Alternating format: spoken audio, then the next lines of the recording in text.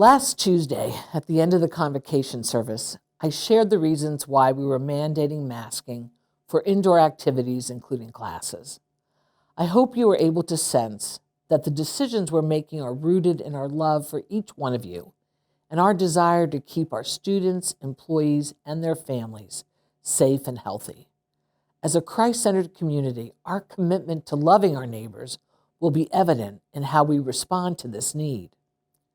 Throughout the past week, we have seen a continued increase in positive COVID cases, and we must work even harder to mitigate the spread. First and foremost, to keep everyone healthy, and second, to ensure that we are able to continue to have an in-person semester. Two of our sister Christian universities in the region have already announced a move to online classes and on-campus quarantines for all residential students. As your president, during this critical time, I'm asking for your help to contain the spread so we can avoid similar circumstances on our own campus or other mitigating factors such as increased masking and testing. Betsey Miller, our dedicated medical director, has filmed a video to help you understand the importance of the steps we all need to take to stay healthy and safe. Please watch this video and do all that you can to stop the spread of COVID-19. Together at Messiah, we can do this. By Thursday of last week, only the third day of classes, we had 13 positive cases of COVID-19 and had identified 70 close contacts. To put this in perspective, we had not reached 13 positive cases until September 27th, the fourth full week of classes last year. This is the reality that we're facing with the Delta variant. This is not last year's COVID. It's much more easily transmissible and will spread rapidly, and it has the capacity to spread exponentially. We need your help to get this under control right now. You may have heard me talk about the Swiss cheese model of defense. I refer to it often because it really makes good sense. Here's the gist. There's no one perfect solution. Every intervention or layer has imperfections. So the vaccine, for example, is important and it's critical. It has been shown to be protective, especially at preventing hospitalization, serious illness, and death. But we are seeing breakthrough illness, and even with the vaccine, it's not perfect. Nevertheless, the more people who get vaccinated, the better off we're going to be. Masks, they're extremely important. They absolutely cut down on transmission. But we know that because there can be gaps in the way that the masks fit around our faces, or depending on the type of material our cloth masks are made of, they can sometimes be limited in their usefulness. And we try to distance or keep our space as best we can, but we also need to get back to life. For example, we want to be able to offer in-person classes for all of our students this semester. But the reality is we don't have the space to do that at 6 feet apart. Trying to do one of these things alone is not enough because each intervention has holes. But when we start layering them together, they become more and more effective. So how do we go on living while at the same time keeping in mind the strategies we need to keep ourselves and our friends and our loved ones healthy? So a few words about transmission. Remember, transmission is really about three things: time, space, and distance. So the definition of a close contact is being within 6 feet of a COVID-positive person for 15 minutes or more.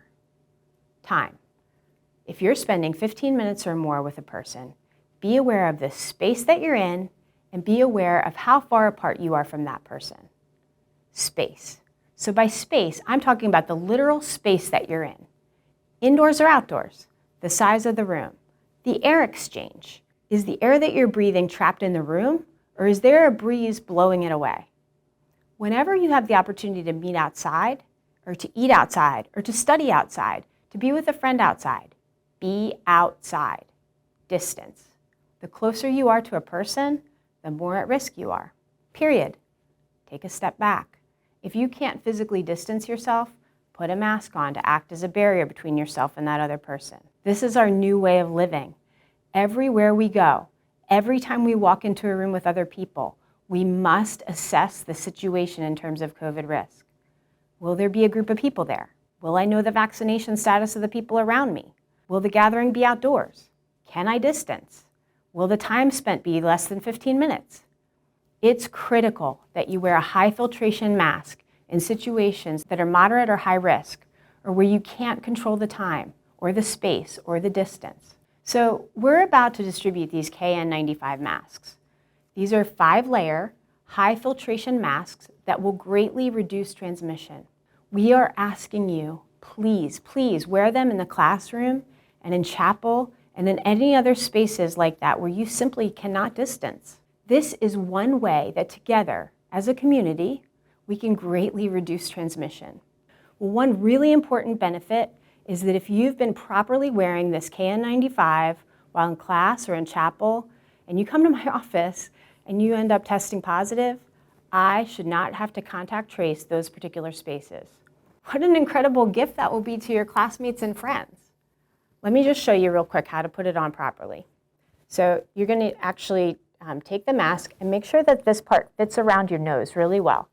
And then as you loop it around your ears, make sure that there are no gaps anywhere along your face.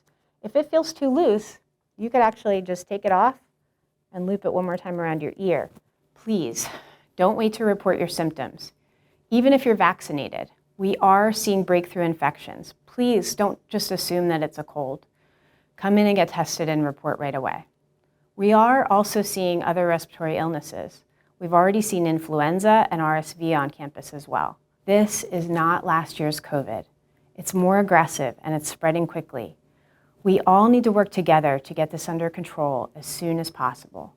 We really appreciate your diligence and cooperation and trust that you will do your part to keep our campus community safe, healthy, and open for a fully in-person semester. Thank you so much.